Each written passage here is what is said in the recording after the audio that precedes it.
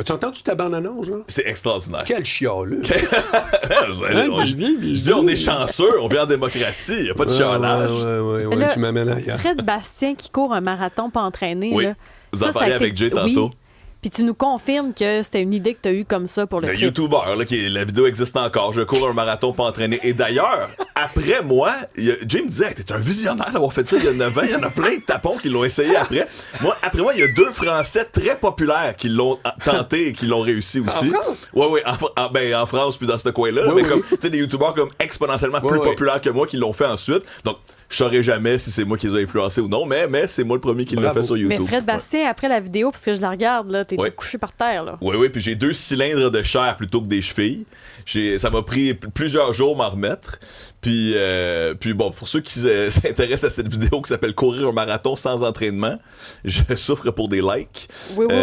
Aussi, à l'époque, j'étais végétarien, hein, donc je pèse à peu près 80% de ce que je pèse maintenant. On voit des ampoules aussi dans la vidéo, c'est ce que tu nous montres, Isabelle. Bon, C'est bref, la ne belle brûlons époque. pas notre dossier. Ouais. Toi, tu dis que SpaceX va s'écraser sur la Lune. Une des fusées de SpaceX, là, la compagnie qui appartient à Elon Musk, c'est mercredi prochain, ok, le 5 août, il y aura un morceau d'une fusée de SpaceX qui est dans l'orbite depuis un bout, ok. Janvier 2025, c'est là où elle avait été décollée. Elle envoyait 2 morceaux sur la Lune, là, 2 morceaux commerciaux sur la Lune. Mais entre-temps, ce morceau de fusée-là, ben, c'est le 2e étage de la fusée en question, a manqué de gaz pour soit aller plus loin que notre orbite ou pas assez de gaz pour revenir non plus sur la planète parce que SpaceX peut le faire.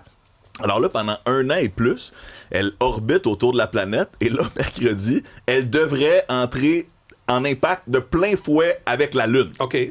Ce qui est quand même, juste d'un point de vue scientifique, c'est quand même assez excitant quand même. Parce que quand tu penses à quel point ça va vite, le morceau de la Lune, le morceau de la fusée présentement qui va rentrer sur la Lune, dites-vous, c'est à peu près 2,3 km à la seconde. Oui. OK? Oui. Donc là, on fait un petit calcul mental, 2,3 km à la seconde.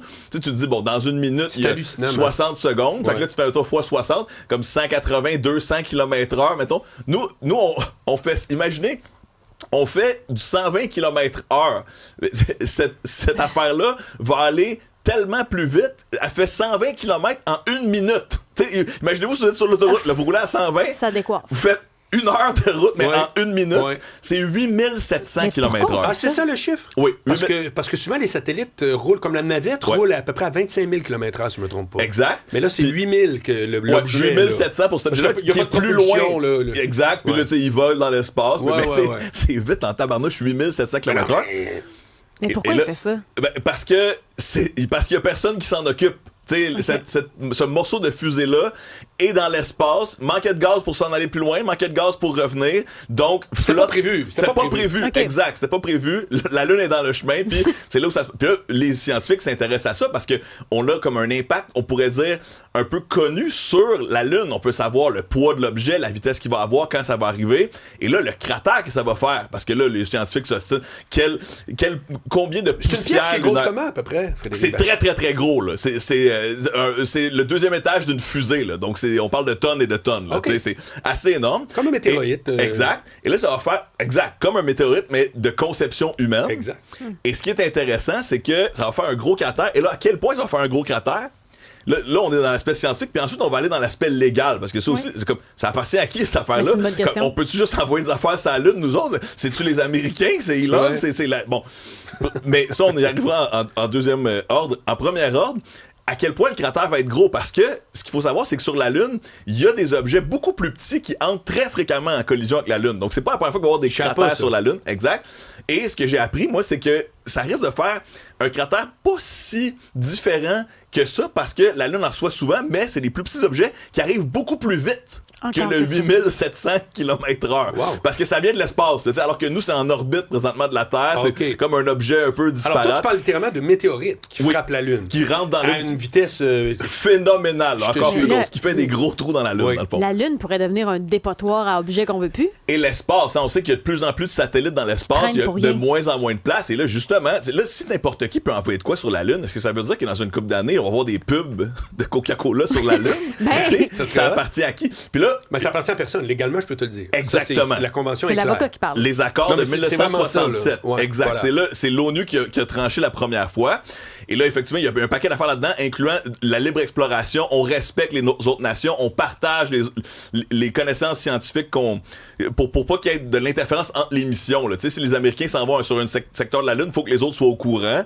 Mais on est toujours dans la bonne foi. Puis on sait que l'espace a souvent rallié des nations, même rivales. La Russie, les États-Unis, on le voit avec la Station spatiale internationale, entre autres. Oui. Mais ça peut devenir compliqué parce que ces traités-là, justement, disaient c'est aussi interdit d'avoir des armes de destruction massive dans l'espace pour les nations. T'sais, on peut pas mettre des bombes atomiques dans l'espace, par exemple. Mais là, on sait qu'il y a de plus en plus de satellites militaires. Là. Et il y a aussi des missiles anti-satellites là, qui sont de plus en plus fréquents. Donc, notamment, bon, on s'entend, les puissances peuvent le faire, mais la Chine et l'Inde aussi ont des missiles anti-satellites. Donc, même si les traités de 67 sont clairs, puis on est très... Mais c'est parce que dans ces cas-là de droit international, c'est que ça prend quelqu'un pour... faire la coercition. Exactement, mais appliquer la loi. Pas le cas. Exact. Puis, c'est ça, c'est l'ONU, c'est qui réussit. Il y a quelqu'un qui dit c'est quoi le numéro de téléphone de l'Europe? J'ai toujours trouvé ça bon. Oui, exact. Ça, c'est bon. Qui va répondre, puis ça va être qui le policier qui va l'arrêter, Elon Musk, parce qu'il y a un objet sur la Lune. Là, et là, la question du droit international se repose parce que le droit spatial existe. Puis moi, j'ai appris qu'à McGill, c'est chez nous, ça, à Montréal, école très reconnue de droit spatial. Notamment parce que tu vas le connaître mieux que moi. Il y a la question qu'à McGill, déjà, on enseigne les deux grands systèmes de loi, là, le common law, puis... le code civil, comme nous autres. Le code civil, exact. Code Napoléon, pour faire vieux. Et ça, comme on est international, ben, le spatial finit par jouer un peu dans les deux camps, quelque part. Ouais. Et aussi, à Montréal, on a l'OACI, là, qui est l'organisme qui descend de l'ONU, qui régule tout le spatial, fondé en 1951. Mais en 1957, 6 ans plus tard, on a aussi dit, OK, il y a le spatial aussi là-dedans. L'aviation et le spatial. Et sachant que McGill est en haut de la côte, il y a quand même quelque chose d'intéressant au niveau du pôle montréalais par rapport au droit spatial.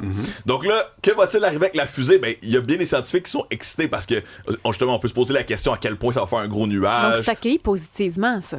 Ben, pas nécessairement par parce la que, communauté comme je dis, scientifique. Oui, à un certain point, mais il y en a aussi qui lèvent les drapeaux en disant attention, là, vos vidanges, M. Musk, sur la planète, sur la Lune. Matérialisé, tomber dans la Lune. Ben, oui, exact. Littéralement, Elon Musk va tomber dans la Lune la semaine prochaine.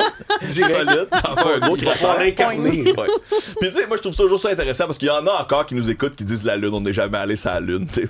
Mais, tu sais, juste un pas point ici, de vue. dans d'autres stations. Oui, c'est vrai, ça arrive. Mais tu sais, le meilleur argument que j'ai entendu, c'est on a des centaines d'extraits de roches lunaires partout sur la planète Terre, de nations rivales qu'ils ont analysées. T'sais, ils viennent d'où les extraits de roches si ils viennent pas de la Lune? Puis aussi, il y a des réflecteurs qui ont été positionnés sur la Lune qu'on peut utiliser, là, puis pas nous, les individus, mais que des scientifiques ont pu refléter des trucs sur les réflecteurs qui sont présents sur la Lune, puis voir que, ben oui, on a bel et bien mis ça. Puis j'ajoute cette information-là parce que, justement, là, la Lune va avoir ce cratère. Ça sera derrière la face cachée de la Lune, le fameux cratère. Donc, c'est pas notre paysage, nous, les terriens, qui change pour l'instant, mais j'ai l'impression que c'est pas la dernière fois qu'il pourrait arriver quelque chose de similaire. Puis, ça pose une fois la question de la responsabilité, puis même de la NASA, parce que SpaceX est une compagnie commerciale, est une compagnie privée qui appartient maintenant à des investisseurs. Je parle de Elon Musk, mais aussi c'est une compagnie en bourse maintenant. Ben oui. Est-ce que c'est au gouvernement américain d'aller ramasser le dégât, de prévenir le dégât, de compenser s'il y a raison de le faire? Là. Oui, parce que ça va pas déranger grand monde. C'est un très bon point. C'est vrai que qui à qui la faute si ça arrive? Est-ce que c'est les États-Unis qui prennent en charge? C'est quand même une bonne question. Puis qu'est-ce qu'un dégât? Parce qu'un cratère, comme je dis, il y en a qui arrivent plus fréquemment là, sur la Lune. On va pas nécessairement protéger la Lune. Toi, t'es un cratère de contenu, tu me l'as déjà dit. Exactement. Et très dans la Lune aussi, ça c'est clair. 2 points. Je finis, parce que là, c'est tout le temps qu'on a. Pas de problème. Mais je sais pas ce que j'ai aujourd'hui, j'ai encore une anecdote. Encore? J'avais un 300 ZX, moi, spécial 50e anniversaire Nissan, avec un T-top, comme les Camaro. Et je m'en vais vers Québec, puis la musique est dans le fond, tout, puis fouille-moi pourquoi, tout à coup, je regarde dans les airs, mais pour aucune raison. Tu sais, je sais pas.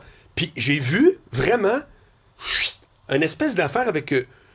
un genre de queue de comète. Oui. Okay. Oui, pour vrai. Une étoile filante. Genre. Oui, mais très près du... Proche. Proche. T'as vu une queue? Oui. Puis là, j'ai fait... Tu sais, mettons, là...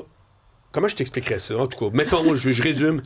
Ben, j'ai pas rêvé. Quand je suis arrivé à Québec, tout à coup, un météorite, c'est dans le coin de l'orbe binaire. Je l'ai vu. Il est passé au-dessus de moi. Extraordinaire. C'est fou, hein? Parce que c'est ça, les étoiles filantes, c'est des météorites, puis il y en a qui sont plus proches, parce que s'ils sont très gros, c'est long avant qu'ils se désagrègent. Ouais. C'est comme le feu pogne là-dedans, puis là, plus ils sont gros, plus ils vont arriver proches de nous, puis mieux on va les voir. Moi, c'était comme une roche, là, à peu près, je sais pas, comme d'un pied, un boulet de canon. Wow! Mais tu vas pouvoir avoir le regard dans les airs, parce qu'on entre dans la période des Perséides, tu vas pouvoir en avoir d'autres. C'est le 11 août. Mais c'est dans les premières semaines d'août, là. Oui, un pic au 12-13, mais quand même, les semaines avant et après, moi, j'ai vécu sur Lac aux Sables, au chalet de la famille, quand il n'y a pas de lumière, rien, t'es pas en ville, là.